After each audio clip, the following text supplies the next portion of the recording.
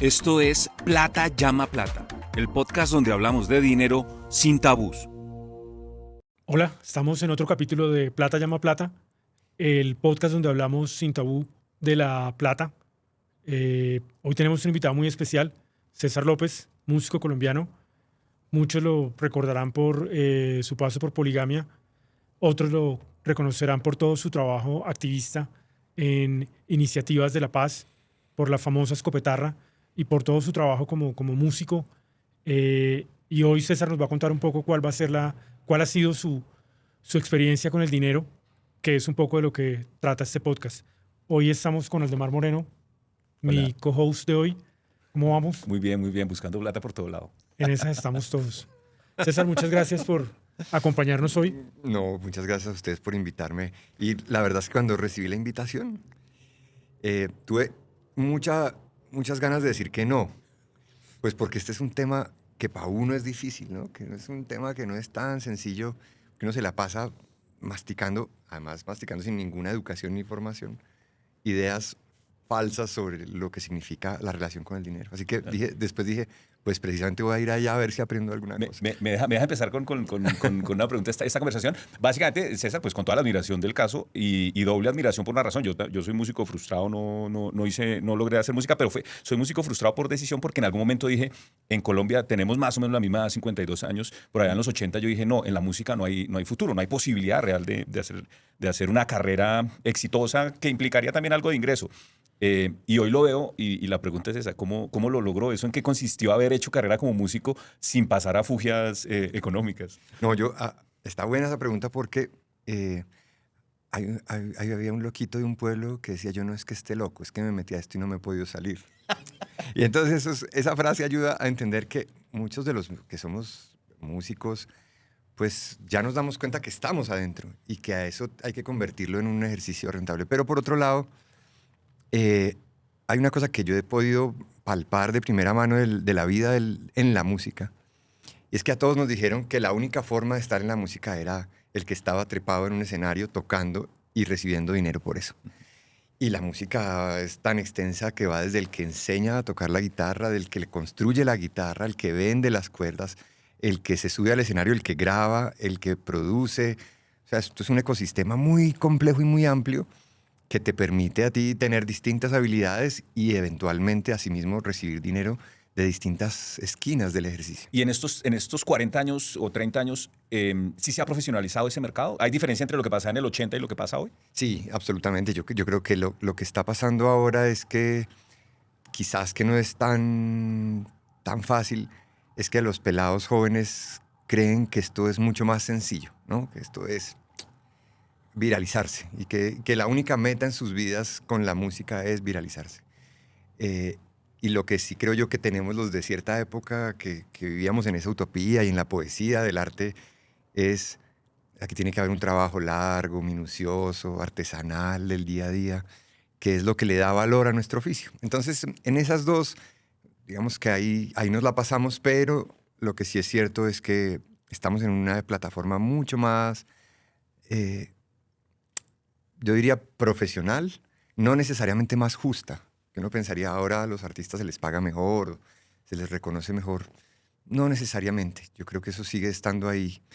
Y eso no va a pasar mientras la comprensión social del valor del arte no cambie. Seguimos pensando que esto es para entretener, que esto es que está al final de los noticieros, que es para el acto político al final, como para que la gente baile un ratico. Que es un hobby. Exactamente. Entonces, en ese sentido, pues nadie saca con la misma certeza el dinero para pagar un servicio artístico como la saca para visitar a un médico o para, yo qué sé. Volviendo un poco a esos comienzos, ¿el tema de la plata fue una preocupación para César o para familia López? Cuando usted dijo, yo quiero ser músico. Sí, era una pregunta que estaba en la casa. Sin embargo, yo no me puedo quejar porque mi papá siempre dijo, hágale, échele para adelante. Yo no sé si porque él vio en mí de pronto algún rasgo, yo no lo puedo decir porque yo tendría 14, 13 años, él vio algo que dijo, este man seguro se las arregla, pero él siempre me apoyó. Sin embargo, claro, la pregunta por la plata, cuando uno dice voy a ser artista, voy a ser... y a mí me toca mucho porque a mí llegan muchos pelados jóvenes a decirme, toda la vida en mi casa me metieron a clases de piano, de flauta, de guitarra, de violín. Y apenas terminé el bachillerato, que ya estaba listo para salir a tocar mi violín, me dijeron, no, señor, esto no va a ser posible. Y a mí eso me duele un poco, porque creo que lastima el oficio cuando le retiramos a los jóvenes la posibilidad de ir a probarlo, de ir a engrandecer la belleza del arte, ¿no? ¿En algún momento existió un plan B o siempre fue el plan A y ya está? Es bonito porque nunca he tenido plan B. Y eso me obliga, digamos, hasta hoy, hasta esta mañana. Y es sentarse uno a estudiar piano. Yo me levanto todos los días a estudiar piano, también ya porque las manos lo necesitan. Y uno sabe que tiene que hacer de su obra la mejor obra posible para que en algunos meses, cuando vea la luz, eso signifique algo para comer. Claro. César, mencionó a su papá. Nosotros consideramos que en la historia familiar hay claves del éxito, en general de la gente que ha venido a hablar. El año pasado, en otro formato, le hice un par de entrevistas a un par de políticos, de Juan Daniel Oviedo, por ejemplo, y en él el rol de la mamá era fundamental, porque la mamá le trabajó, le ayudó. Ya cuando le tocó irse a estudiar afuera, le dijo, no, mijo, ahí sí, mire, rebúsquesela, porque no la logro. ¿Cómo es esa historia familiar de la vida familiar económica, que eso debe haber sido 60, 70? ¿Cómo era en ese momento? ¿Qué hacía su papá? ¿Qué hacía su mamá? ¿Cuáles eran esos roles? Mi papá era abogado y mi mamá estaba en el hogar. Y yo creo que mi papá era un tanto machista, entonces él consideraba que él tenía que ser el proveedor. Y nunca demostró tener algún problema de plata. Se quejaba mucho, yo lo veía quejarse mucho de plata, pero nunca decía, bueno, tenemos esta situación, vamos a tener que vender algo. No, él siempre guardaba para sí los dolores de la plata.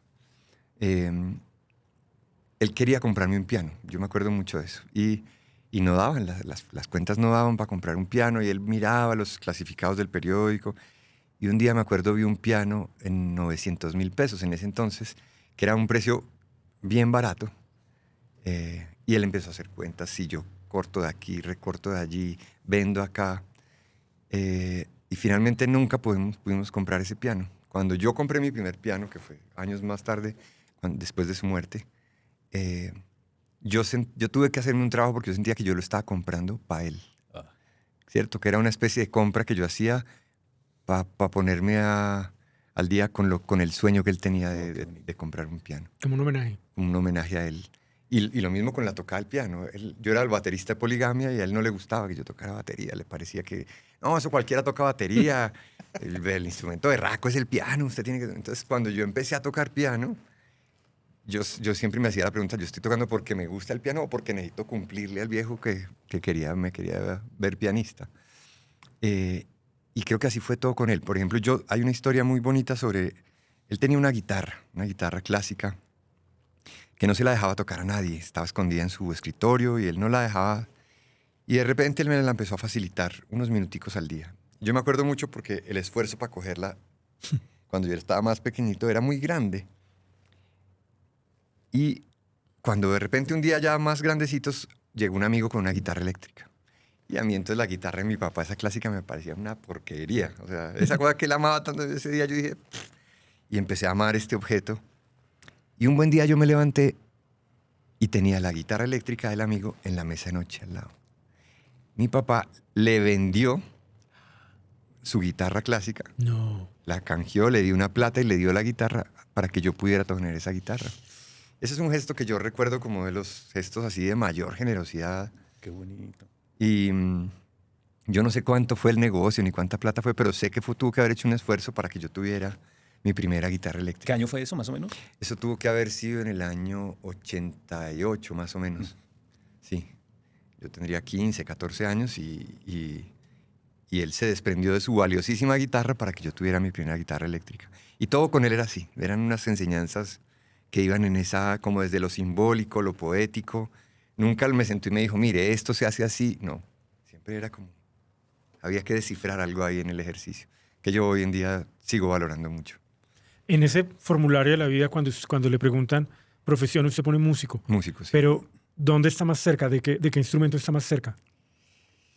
¿O todos son...? Yo diría que todos. El piano, por supuesto, es mi lenguaje con el que yo me siento más cómodo.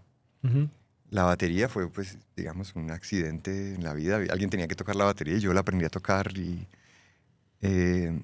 la guitarra, pues, yo termino creando mi propia guitarra, la escopetarra, y tenía que tocarla y tocarla bien. Pero el piano es como mi línea Ujú. donde yo soy más feliz y además con una complejidad, y es que uno no en todas partes puede tocar el piano, porque no hay pianos y no es fácil moverlos.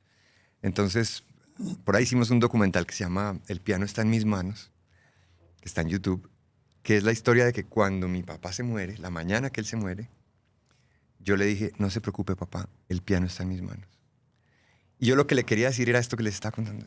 Estése tranquilo, muérase tranquilo, que el piano no va a desaparecer de mi vida.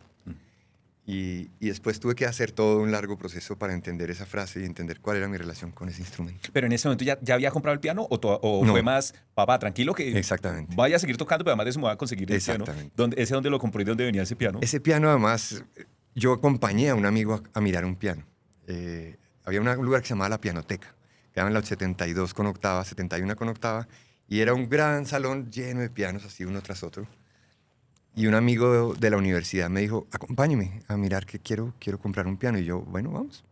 Yo me fui con él, estaban los pianos, y mientras él miraba sus pianos, yo me senté en uno a tocar cositas. Y el vendedor, que era un gran vendedor de pianos, se me acercó y me dijo, ¿qué está tocando? Y yo le dije, no, esto es una música mía. Me dijo, muy bonita esa música. Se fue, siguió vendiéndole el piano al amigo mío y volvió y me dijo, ¿y usted tiene piano? Y yo le dije, no, yo no tengo piano. Le vendo este. Yo no, la verdad es que yo no, ni quiero comprar un piano ahorita, ni tengo con qué, yo no. Y entonces él volvió, y ya cuando el amigo mío dijo, no, listo, no voy a comprar nada, nos fuimos, y el señor me dice, ¿cómo se llama usted? Yo le dije, César López.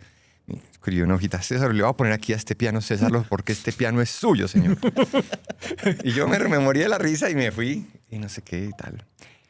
Al otro día me llama al teléfono de la casa el señor, me dice, ¿cómo le va a hablar con Jorge Marín? Yo soy el vendedor del piano.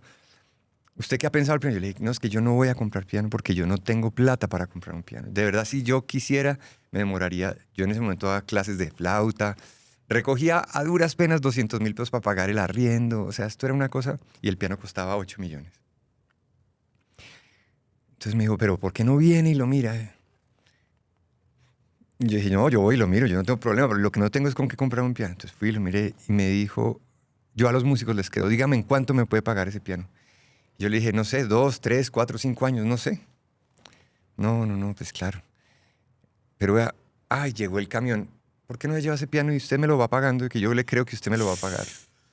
Y yo, vea, señor, yo, por favor, créame que yo no tengo cómo pagar este piano. Desde que es que ya se va a ir el del camión. Bueno, sabe que eche ese piano y camine, vámonos para la casa. Y llegué con el piano a la casa. Y desde ese entonces yo le agradezco cada día de mi vida que me presionó tanto. Y se lo pagué finalmente, se lo pagué en 2 años. Y él nunca me acosó ni me dijo, venga a ver. Porque además yo creo que eso tiene mucho que ver con... Él lo decía de una manera, yo pienso que de buen negociante. Yo a los músicos les creo, usted no me va a tumbar, en fin. Pero yo creo que eso en mí sembró la responsabilidad de decir, yo tengo que cumplirle a este tipo. ¿Y recuerda dónde llegó la plata? ¿Cómo finalmente terminó llegando plata? Yo cogía cada pesito que me llegaba de las clases que dictaba y los iba reservando un pedacito. Esto va para pagar el piano, esto va para pagar el piano. Y así, pesito a pesito fui juntando hasta que... Y le consignaba a él cada 6 meses, vea, aquí le voy a mandar 1,5 millones, aquí le voy a mandar otro 1,5 millones. Él ni me incrementó intereses ni nada, simplemente... Y yo se lo agradezco mucho. ¿Y ese piano existe hoy Existe, todavía? es con el que yo toco hoy en día en casa. Es mi piano del corazón. César, ¿en qué momento hay como esa tranquilidad o ese punto de no retorno que usted dice, la logré, no como una cosa hecha, sino como puedo vivir de esto? ¿Poligamia?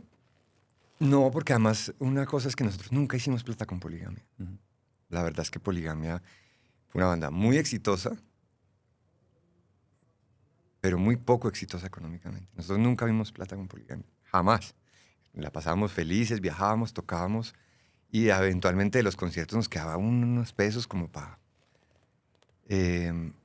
yo creo que hay un momento en el que, curiosamente, yo me hago este tatuaje que dice hasta la vida y siempre. Y esa fue una frase que a mí me dijeron en Mogotes, Santander, de un grupo de campesinos que hizo resistencia civil a la llegada de un grupo armado. Pero ellos dijeron, el día que nosotros entendimos que nuestro compromiso con este pueblo no tenía reversa, bueno. Y el día que yo entendí que mi inmersión en la música, en esta música además social, no tenía reversa, yo me tatué eso. Y era toda esta ambigüedad de, a mí no me interesa volverme millonario con la música, pero sí me interesa seguir tocando, seguir viajando, seguir aprendiendo. A mí me llama, por ejemplo, una alcaldía y me dice, César, queremos que toques un concierto en tal situación. Y yo, que sé que esos son unos recursos públicos, que son recursos, pues por supuesto lo cobro y lo cobro bien. Pues a mí me llama una fundación, unas madres de Puerto Berrío, de no sé dónde, y yo digo, ya voy para allá. Y yo pago de mi plata mi pasajito y me voy para allá y acompaño a la gente y vuelvo a mi casa porque se trataba básicamente de hacer eso con un equilibrio también. Digo yo trato de no dejarme obnubilar con el tema de la plata. Me hace falta ahora que soy papá, pero tampoco persigo, ¿no?, una cosa más, porque yo doy la lora en los conciertos. En los conciertos yo le hablo a los jóvenes, les digo mucho, pelados, la medida del éxito no está en cuánta plata logren recoger. La medida del éxito no está en cuántos views o likes o no sé qué, porque además yo lo veo pasar. Uno llega al Cauca y los muchachos ya no quieren tocar en los grupos de música ancestral, sino que les interesa tener buena moto, buenos tenis, buenos celulares, llegar con la botella de whisky el viernes para descrestar a los compañeros. Y yo les digo, eso no es por ahí. Entonces yo trato por lo menos de llevar eso a mi propia vida. Entonces voy muy con mucho cuidadito en la relación con la plata. Es una relación difícil y por eso además agradezco que me inviten a esto, porque yo dije, a mí me parece bonito compartir con la gente que la angustia que tenemos permanente por el dinero no nos puede quitar la felicidad de hacer con poco. Yo aprendí, por ejemplo, que a la gente de los corregimientos, de los municipios, que les ha pasado de todo y no tienen plata, y ellos me dicen, lo berraco no es no tener, porque uno se la resuelve. Lo berraco es no tener para compartir, para darle al otro. Entonces, que a mí la plata me quite la posibilidad de mi generosidad con otro es lo que más me duele. César, ¿y en qué momento empieza ese trabajo social tan intenso y tan interesante que usted ha hecho? Yo tengo una historia familiar. A mi hermana en el año 79, después de la cosa de las armas del Cantón Norte, es retenida, torturada en las caballerizas por el ejército. Eso es una historia muy dramática de mi familia.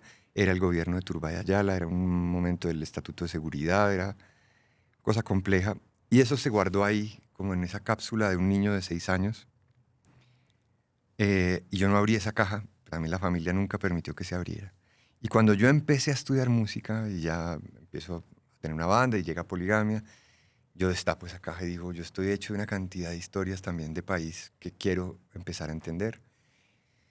Y ahí se desata toda una búsqueda por qué beneficios me traía a mí el ser músico o qué cosas buenas con la música yo podía hacer por otra gente. Yo empecé viajando a tocar en las clínicas psiquiátricas, en los hogares geriátricos, los niños sordos. Estaba metido siempre con mi tecladito dando serenatas con una pregunta que yo me hacía sobre la ausencia. Y a raíz de una cosa y de la otra yo me fui metiendo más y más, diciendo, esta música, este oficio tiene un poder mucho más allá de sonar en la emisora, mucho más allá de... Y ahí empieza una historia fantástica de que eso que yo creí que había abandonado, esa autopista que yo creí que había abandonado, era la autopista de la música comercial, la fama, que me había escapado por una carreterita. Empiezo a descubrir que era al revés, que la gran carretera, autopista gigante es todo lo que la música puede hacer por la humanidad, por sanar las heridas de la guerra, por ayudarle a la gente a ser mejor. Y que hay una pequeña carretera donde la gente decide hacer música y sonar en la radio y ganarse una plata y unos seguidores, y que eso era aparte de lo que yo estaba haciendo. Súper interesante. Hay varios temas que van quedando allí sobre la mesa. Uno mencionó, desde que soy papá. Sí. ¿Qué cambió? Cuéntenos la historia, porque hay una historia, pero ¿qué cambió en la perspectiva sobre la responsabilidad y sobre ya responder por 1 o 2 vidas más? Claro. La historia corta es que mi hermana muere hace 3 años y yo adopto a sus 2 hijos. Yo no era papá, no iba a ser papá, pero asumo la responsabilidad por el amor infinito que siento por ellos y que sentía por ella y que siento por ella. Y claro, empiezo rápidamente a descubrir que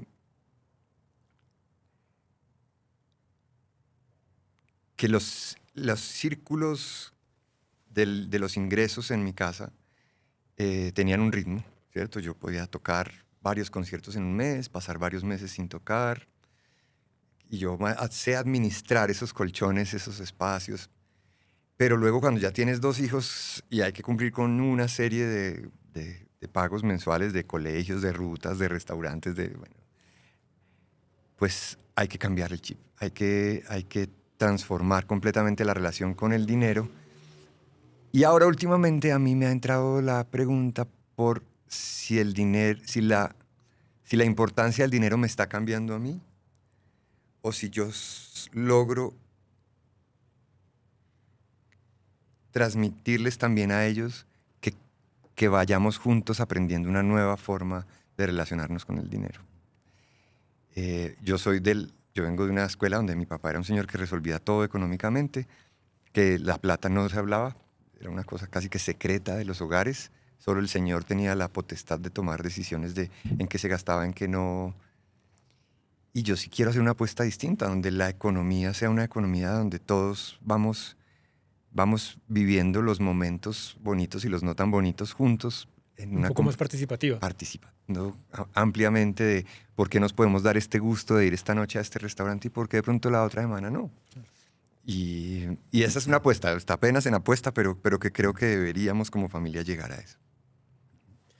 Hablemos de ganancias. En todo este tema de ese trabajo social, ¿qué ha ganado? ¿Qué le ha enseñado a usted el trabajo? No hablemos de plata, sino de como todos los aprendizajes. No, yo creo que la ganancia superior me la ha dado no tanto la música como si el ejercicio de hacer música para el servicio, con una connotación de servicio social.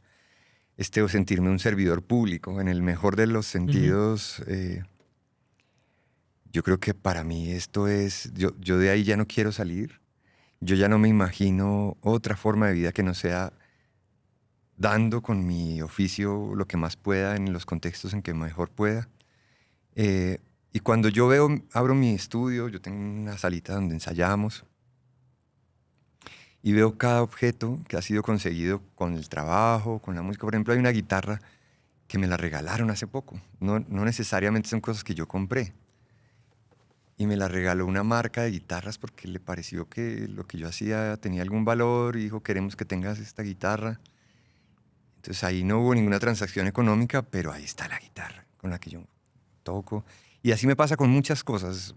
A veces se suceden unos intercambios que no pasan por el dinero, que podrían costar dinero, pero que se han gestado en una especie de confianza en que, por ejemplo, alguien me dice, yo tengo unas millas, yo quiero que usted las tenga porque yo sé que usted las va a aprovechar para ir a visitar un barrio en X zona del país y yo no las necesito.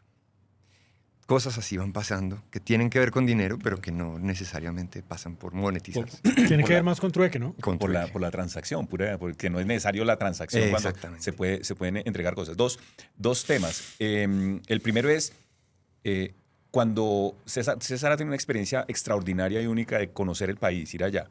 Si lo mira desde el punto de vista de cómo la gente sobrevive, qué es lo que hace, qué se encuentra allá, denos un relato sobre el día a día de esas personas como decimos en la calle, en la juega, digamos, ¿en qué están? Hace un par de semanas estuve en Bojayá, en la conmemoración del aniversario, y en la lancha que venía de Bellavista a Quibdó, la lancha para a comprar pescado, y empieza esta gran negociación del pescado, y éramos 20 personas en la lancha negociando pescados.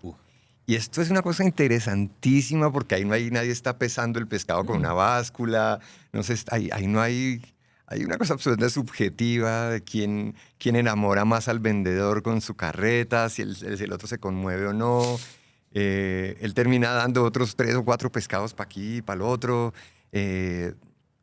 Y los que yo sentí al final cuando la lancha arranca es que todo el mundo se fue con pescado. El señor se fue con una plata, no sé si mucha o poca, pero nadie quedaba mal. Ujú. Es un ejercicio de la práctica del trueque y del dinero, donde a todos al final nos interesa que todos tengamos bienestar. Eso era lo que se sentía en esa lancha, que todo el mundo coma pescado y que nadie se vaya con hambre, así el negocio no haya terminado siendo el mejor, vamos para adelante. Y eso es lo que nosotros percibimos también, digamos.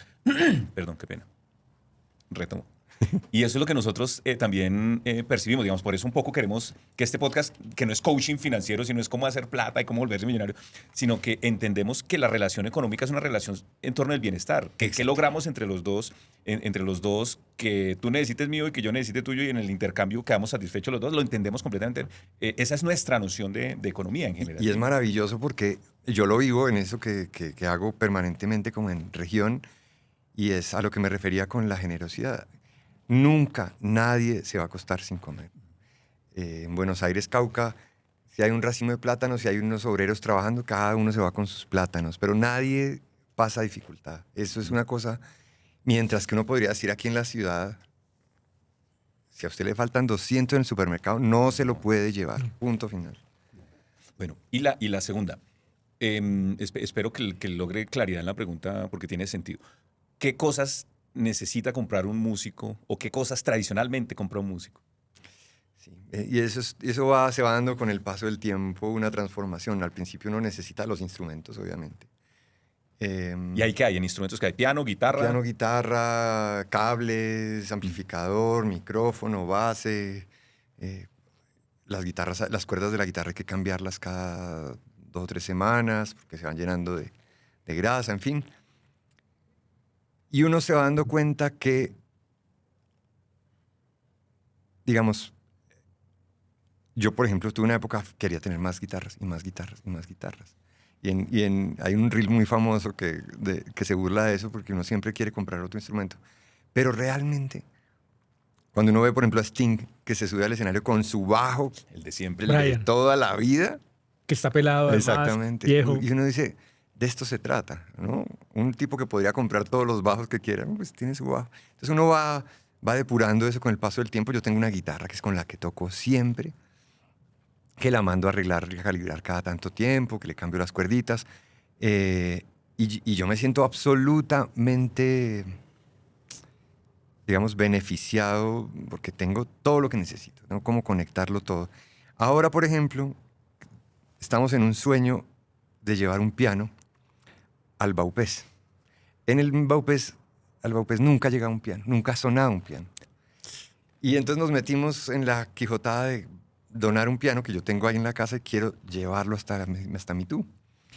Y llevamos años en esto y no hemos podido, porque se necesita un avión, porque se necesita una cantidad de logística para llevar, después el piano hay que acondicionarlo al calor, en fin. Pero lo que estoy viendo pasar en las últimas semanas es que se va a dar gracias al trueque. O sea, el uno dijo, venga, no importa, yo voy afino el piano hasta Mitú. Oiga, ¿cuántos pasajes necesita? Yo le ofrezco un hotel allá para que duerman unas noches. Y ahí, más o menos, todo se va a ir dando y vamos a terminar llevando ese instrumento que está en mi casa sin ser interpretado, que a mí me duele mucho ver un instrumento sin interpretarse.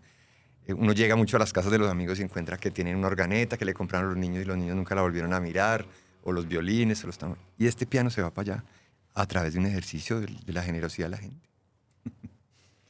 Y hay algún momento, volviendo como, o sea, ya tenemos montado todo, ¿cierto? Tenemos el instrumento, tenemos esto, aquello. ¿Hay algún afán por conseguir gadgets nuevos o cosas como para pues digamos, de las cosas que han salido en los últimos años? Conozco gente que sí, yo no lo tanto porque no soy tan hábil tampoco manejando los aparatos. Yo soy de buscar el acorde en la guitarra normal. Tengo la guitarra de mi papá, la que mi papá vendió, la recuperé después.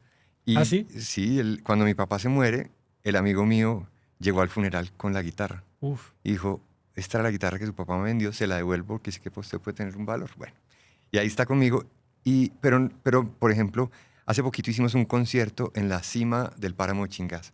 Llevamos mi piano hasta el 3.500 metros de altura y eso necesita plata, ¿no? Entonces yo invierto en eso. Platicas que voy cogiendo, digo, con esto nos vamos a ir a la cima de la montaña con el piano, hay que poner un camión y hay que trastear un pocotón de gente hasta la cima y hay que, bueno, y hay que grabar eso en video, entonces hay que contratar a algún amigo que tenga una productora y hacer hasta que sacamos adelante la vaina. Y yo me gasto mucho la plata en quijotadas. Eso es como mi gran derroche. Es ahorita, por ejemplo, en lo de Mi Tú, vamos con lo que haya que conseguirse y así con cada cosa. Ahorita logramos que nos prestaran una iglesia en el centro de Bogotá para hacer una grabación de un disco de guitarra. Y eso no es necesariamente, no viene de regreso, o sí viene de regreso, no en plata, pero viene en la felicidad que produce darle música nueva a la gente para que escuche cosas bonitas. ¿Va a conciertos a escuchar a otros artistas? Voy a pocos, pero sí voy. ¿A cuáles ha ido A recientemente? Sting, por ejemplo, fue el último que fui, ahorita en abril, tal vez marzo. Y bien, si era un poco lo que esperaba o no. Sí, la verdad es que había pasado por esos días el concierto de Shakira también. Sí. Y yo no fui al de Shakira, pero veía a la gente decir, no, que qué maravilla, que el concierto más maravilloso de toda la historia. Y cuando yo veo salir a Sting, 3 tipos, cada uno con un amplificadorcito al lado, una batería, guitarra y bajo, y hacer semejante concierto. Pues uno dice, qué necesidad de tanta pantalla, tantos bailarines, tantas pirotecnias, tantas no sé qué. Cuando la música conecta con el alma, ejerce su poder, es muy bonito. Yo ando muy en esa onda, digamos. Tal vez, y tiene que ver con el dinero, es no de tratar de conseguir un poco más, sino tratar de necesitar menos, en general, de la vida. Usted alguna vez me había contado que su baterista, uno de sus bateristas favoritos era Vinny Colaiuta, que justamente tocaba con Sting. Pero supongo que no era el que estuvo en el concierto. No, ¿sí? ahorita estaba tocando un peladito joven, pero sigo la carrera de Colaiuta todo el tiempo. Y me impresiona mucho que tú llegas a una ciudad como Nueva York y hace unos años que estuve en un bar y llegaba Andy Summers a tocar, cargando sus equipos normal y con Como si él. estuviera empezando. Y se conecta como cualquier pelado que está empezando. Digamos que esa cosa, la que vemos y la que la gente entiende, dice, no, este man, a mí me pasa mucho, muchos amigos dicen, no, ese César debe estar lleno de plata. Ese man, esa escopetarra debe estar... Y no, yo aquí estoy tal cual, pagando las cuotas de los préstamos, de la cosa normal de la vida. Que la verdad es que, por ejemplo, con la DIAN, yo tengo un cuento con la DIAN. Y es que alguna vez hablando con alguien de la DIAN, yo le decía, yo odio la DIAN, no porque me cobren, sino porque le quita poesía a mi vida. ¿Y qué tanta poesía fue el año pasado? No, digamos, Se la arrebató toda. uno quisiera estar enajenado, sentado en un sofá, mirando al cielo, tocando el piano, y esto lo pone a usted frente a una pantalla, a organizar sus finanzas, a mirar a ver cómo fue recogiendo papeles para hacer la declaración y tal. Entonces me quita poesía, claro. me quita mucha poesía. Eso otro amigo dice, me aterriza demasiado, claro. ¿No? Y ya viene, ¿no? Ahorita en agosto, septiembre viene otra vez. ¿Cómo estuvo a mí el año pasado me fue desastroso porque fue muy duro el golpe en impuesto de renta. ¿Cómo estuvo el tema para...? Y es muy loco porque yo sigo sin entender. A mí me han explicado muchas veces y es como un idioma que yo no sé si es por mi condición de artista, por más que me han explicado, sigo sin poder hablar el lenguaje lenguaje financiero. Por supuesto, ahí estoy, colgadísimo con 1000 cosas. Sobre todo tengo ahí un drama de un impuesto predial que no pagué en pandemia. Y ahora me tiene así, me persigue, me llegan los correos, me amenazan que me van a quitar hasta la risa y bueno. Uno de nuestros invitados, Juan Ricardo Ortega, que estuvo en uno de nuestros episodios, dijo que no, es que tener casa no es un buen negocio, porque básicamente es un costo. ¿Tiene casa? Sí, tengo una casa. Bien. Tengo una casa y claro, pero además lo que supone una casa que yo al principio le tenía mucho gusto es todos los días cambiar un bombillo, echarle aceite a una chapa. Sí, arreglar una esquinita. No, sí. Eso es todos los días. Sí, sí. Al principio me gustaba, ahora lo detesto y es que me parece que todos los días sale algo. Bueno. Yo venía hoy para acá y el champú se cayó sobre una llave y la llave quedó colgando. Y yo dije, no, ahorita no voy a arreglar esa mierda, yo me voy. Está buenísimo. Unas preguntas de economía de bolsillo pura y dura. ¿Hace mercado o quién es el encargado? Sí, hago mercado. ¿Y en dónde y qué cosas meten en el mercado tradicionalmente? Lujitos que se ve ahí en el mercado. No, tenemos ahí una especie de acuerdo familiar de las cosas que no nos deben faltar para resolver un almuerzo, pues. Entonces yo ya le sé a los niños la cosa, a mi compañera su gusto, y voy y hago el mercado y consigo, honestamente, de una forma muy desordenada. O sea, yo puedo ir 2 veces en la misma semana porque ya se acabó una cosa, porque no compré lo suficiente. No tengo un lugar fijo al que voy siempre, sino donde me coja la noche paro, si es en un almacén, si es en la plaza, si es que los traje de otro lado, de la tienda del barrio. Ay, yo trato de ser un poco menos de super almacenes y más de tienda de barrio, pero donde me coja la noche y la necesidad, ahí voy a comprar. ¿Cuál es el derroche? ¿Hay? Démosle ideas. También uno de nuestros invitados vino y dijo, no, yo me compro un pote de helado en Carulla y me lo acabo en una semana, pero eso sí es puro gusto, porque es que me encanta el helado. Yo creo que... No, yo creo que... Y conozco a varios que estamos jodidos con ese mismo derroche, es la pedidera de domicilios. ¿No? Esa cosa yo estoy peleando fuertemente con eso, pero es que en la casa nos coge la pereza de cocinar y nos coge el cansancio y terminamos pidiendo y pidiendo y pidiendo y pidiendo todos los días. ¿Ya son accionistas de Rappi? No, y cuando uno ya ve la tarjeta, pues uno dice, sí, claro, llevo 6 meses pagando el pote de helado que compré hace... Y mencionó la palabra mágica, tarjeta de crédito. ¿Eso cómo va el manejo de la tarjeta? Mal también. No, pues es que a todos... Para todo es tarjeta. Pero además, una cosa que yo no he podido entender, porque yo soy... Señoras y señores, si ustedes son de un banco, llámenme que yo les compro todo lo que me vengan a ofrecer. O sea, a mí me llaman y me dicen, le compramos la deuda de la otra, se la vendo, y entonces le debo ahora al otro. Y el otro llega y me dice, le vamos a vender a tanto por ciento, yo no entiendo nada, yo, bueno, listo, y me voy para allá. Y yo me la paso debiéndole al uno y al otro, nunca, unos dicen que el porcentaje de uno, el otro. Tengo una tía que me presta cuando necesito, que esa también es chévere y no me cobra tanto interés. Y uno va resolviendo su economía como puede, digamos. Pero en términos de deuda va bien la cosa, digamos. Puede que haya algo de desorden, pero no... Hay desorden y es pagable, digamos. A veces me demoro en un paguito o algo, pero nada que yo... Y tenemos una fórmula en casa, no solo yo, sino mi familia, mis hermanos, mi mamá. Siempre como que todo es de todos. Entonces, cuando alguien necesita y el otro tiene, el otro pasa. No sumamos y restamos. Simplemente que todos nos vamos echando la mano. Y hemos encontrado en esa economía mucha alegría, mucha satisfacción. Yo la recomiendo 100%. Mucha tranquilidad, ¿no? Y lo mismo en las parejas. Yo, digamos, en mis relaciones de pareja siempre es como... Todo está ahí para ser usado amorosamente. Nunca estamos, oye, yo pago esto y usted paga aquello. Y entonces, pero uy, ¿cómo así que usted pagó más y yo pagué menos? No, digamos, tratar de por lo menos no hacerle el juego a esta cosa que nos divide tanto y a mí me alegra moverme así con la familia. ¿Y ahorra e invierte o no nada? ¿Y la pensión? ¿Cómo va? Bueno, ahorro sí, trato de mantener, digamos, cuando veo que baja de cierto número, digo, ok, la cosa está difícil. No invierto en nada, además porque no tengo ni idea. Y la pensión yo aporto juiciosamente a salud y pensión todos los mesecitos.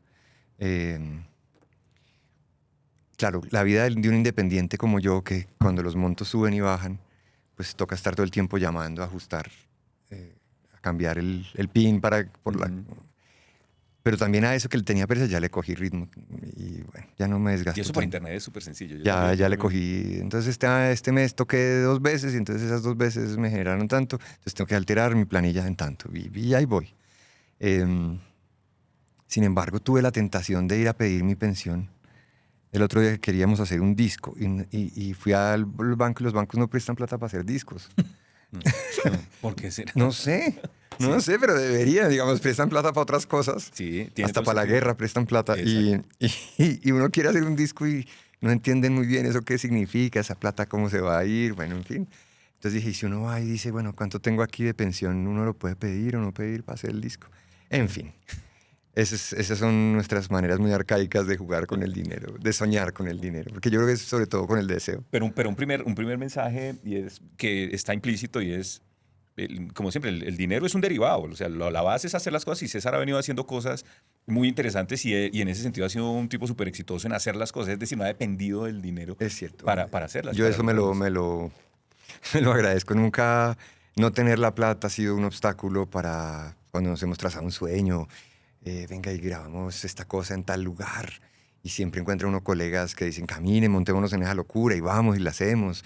Y así ha sido mi vida. Todos los proyectos, cuando hacíamos el 24/0, que era tocar 24 horas, que estuvimos haciéndolo hasta en 8 países de América Latina, era por toda la voluntad de la gente. Y nos lo disfrutábamos mucho.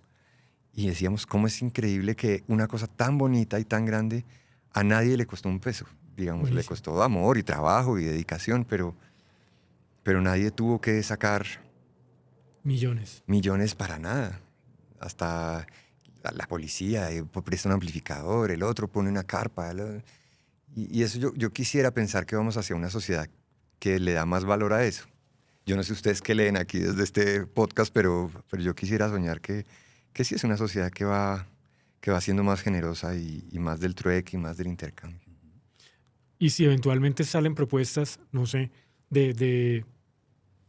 por un ratico, por ejemplo, que lo llamen a ser músico de sesión, yo no sé si eso todavía pasa. Sí, ¿Usted le juega eso? sí, voy feliz. Yo digamos que estoy en una etapa en la que, quiero decirlo y que sea así, pero que ya derrotamos todos los espejismos, Ujú. ¿cierto? Ya quisimos romperla, sacarla al estadio, ya quisimos ser los famosos, ya husmeamos por muchos escenarios, muchas formas de vivir de la música, en la música, para la música.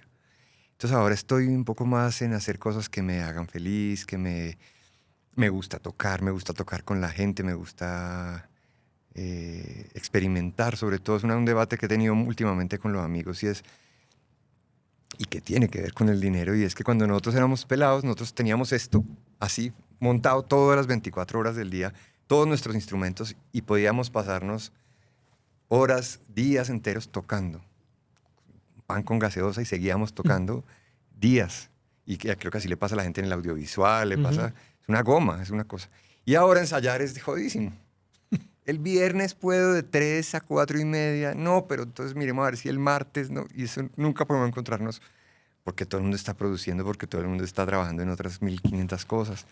Y queríamos rescatar por lo menos ese espíritu de estar siempre listos para el oficio. Con la certeza de que ese estar siempre dispuestos para el oficio, pues no es rentable en términos económicos, pero sí en términos emocionales y espirituales. Profesionales. No quiero, qué pena, Juancho, no quiero dejar pasar algo que hablamos en el previo. Músico de la Javeriana, músico de la Distrital y músico De la pedagógica. del De la pedagógica. y del conservatorio, de la pedagógica y del conservatorio. Ahí hay noticia. Básicamente porque por el anuncio que hay que hacer, que vamos a tener grabado ahora pronto, pero nosotros tenemos la convicción de que la educación es fundamental en cambiarle la vida a la gente, digamos, Sí. y la educación, y no la educación del título, del postdoctorado, nada, sino en un oficio, y qué más oficio que hacer música. ¿Cómo ha sido su relación con las universidades y Qué con la buena educación? pregunta. Claro, empecé a estudiar en la pedagógica y me salí al 5.º semestre. Me retiré porque estábamos en plena época de poligamia. Entonces viajábamos un montón, yo perdía clase, bueno. Y a los pocos meses de haberme retirado, yo dije, a mí sí me hace falta lo que significa el proceso de educarme, que no es solo asistir a las clases, sino el intercambio con compañeros, lo que se aprende de a pocos, no de un tacazo como un curso de aprenda guitarra en 3 lecciones, sino lo que se aprende despacio, debatiendo. Entonces termino pasándome al conservatorio de la Universidad Nacional. Y en el 5.º semestre decido retirarme otra vez porque me costaba mucho. Yo estaba recién casado, tenía que trabajar un montón. Yo tocaba en los bares por la noche, llegaba muy cascado a las clases. Y al poco tiempo digo, puta vida, a mí de verdad que me hace falta estudiar. Y me pasó a la Javeriana. Y en la Javeriana estuve 6 semestres y también me retiré. Un pregrado de 16 semestres. Imagínate. Y esto era... Y yo al principio no hablaba de eso porque para mí era una vergüenza, ¿cierto? Decir, no me gradué, nunca me gradué, no... luego fui entendiendo que mi camino, pues yo he sido un autodidacta juicioso, digamos, yo estudio en casa diariamente, libros, teoría, armonía, técnica, y no porque por una cosa distinta que al placer de seguir formándome como artista. Sin embargo, hace poco me llamaron de la Universidad Pedagógica y me dijeron, mira, tuvimos una sesión del Consejo Académico, hemos visto que has hecho una cantidad de iniciativas durante estos últimos 30 años que tienen que ver con la misión del artista licenciado en música o con el docente de música, y queremos darte el grado honoris causa. Y yo, Wow. feliz sobre todo por mi mamá, pero, Claro. pero en ningún momento contemplé no estudiar o no el estudio como una cosa que se adquiere de manera voluntaria, amorosa, recurrente, y yo creo que eso trae este fruto, por lo menos. Claro. Y si no me hubieran dado ese título, igual seguiría estudiando, pues es... Pero al final de cuentas es un reconocimiento a que también hay otras formas perdón por la redundancia, otras formas, otras maneras de formarse Ajá. que no necesariamente son, y yo creo que hoy son cada vez más válidas también esas otras formas de asumir el proceso. Lo son. A mí digamos, yo tengo una discusión sobre la velocidad. Y es que yo creo que hay cosas que sí hay que aprenderlas despacio, que toman años. Porque no es solamente, claro, yo puedo aprender a mover los dedos en ciertas direcciones, pero solamente la experiencia vital me dice por qué los debo mover y en qué dirección los debo mover.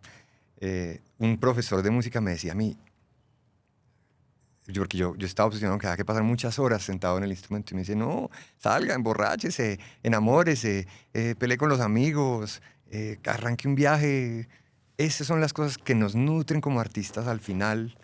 Obviamente hay que tocar bien el instrumento, pero hay que estar lleno de...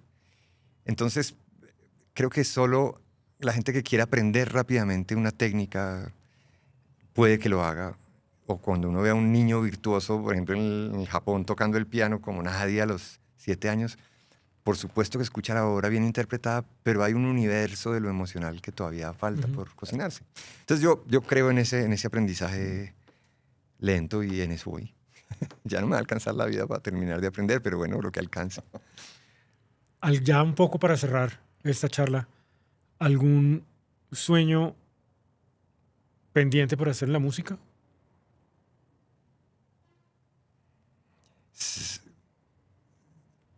Yo creo que el sueño se va volviendo, y lo he sentido últimamente conmigo muy profundamente, encontrar la voz personal va siendo cada vez más una preocupación, ¿no? Que eso que yo haga, esa cancioncita que yo haga, esa puesta en escena que yo tenga, se parezca cada vez más a lo que yo soy. Y eso, yo creo que uno gasta demasiado tiempo en la vida tratando de parecerse a otras cosas, a otros modelos. Pero mi sueño ahorita es ese. Ahorita estoy trabajando en una canción, concretamente en una canción, y llevo varias semanas enfrentado a eso. Y peleo porque digo, esta frase ya la usé en otra canción. Este acorde yo ya lo pone muy triste, y yo en esta etapa no estoy tan triste. Y entonces peleo y peleo y peleo y peleo, y al final del día encontré una palabrita. Y digo, ya salvé el día. Con que haya encontrado esta palabrita del coro, ya con eso. Y yo creo sí. que esos van siendo mis grandes logros en este momento del oficio. El desaprendizaje me costó mucho, y lo digo con amor por Poligamia, por ejemplo. Desaprender Poligamia es una de las cosas más valiosas que yo he hecho, no porque eso que hicimos estuviera mal, sino porque nos entrenó en unos oficios en los que yo hoy no creo. Entonces, volver a decir, hay algo allí del cálculo, por ejemplo. En el oficio aprendemos mucho a calcular. Yo hago esto para que esto le pegue a este, para que este le pegue como una especie de pool. Uh-huh. Y eso se vuelve, incluso se transmite a las personas, a los vínculos humanos. Y entonces poder ir barriendo de esas cosas la vida, a mí me ha dado tranquilidad, me ha parecido bonito. Yo no quiero pegarla en TikTok, yo no quiero hacerlo de esa manera. Quisiera poder seguir haciendo música profunda, y ojalá esta cosa de la plata, que yo voy a decir una cosa que me van a odiar toda la vida, pero a mí la presión del dinero hay algo que tiene que ver con la calidad de la producción. Y es que en los momentos de mayor dificultad económica nos hemos sentido retados a crear cosas muy superiores a nivel espiritual. Y parece un contrasentido, pero así ha sido. Pues no, César, muchas gracias. Yo creo que ya llegamos al final de la conversación, súper inspirador todo, Uy, súper pucha. interesante. Y este caso particular demuestra que uno no necesita ser experto en finanzas y eso para entender y tener una posición respecto del dinero. César, muchas gracias, súper enriquecedora la conversación. Gracias a ustedes. Yo creo que lo único que trato es ser responsable, obviamente, pero y tal vez que el tema del dinero ocupe el lugar justo Uf. en la vida diaria. Eso es muy importante. Pues, Muchas gracias. Nada, cerramos este capítulo. Estén pendientes Dios mío. de los otros episodios que tenemos. Y como dice Aldemar, siempre que la plata esté con ustedes. un abrazo. Chao. Sí. Hasta luego.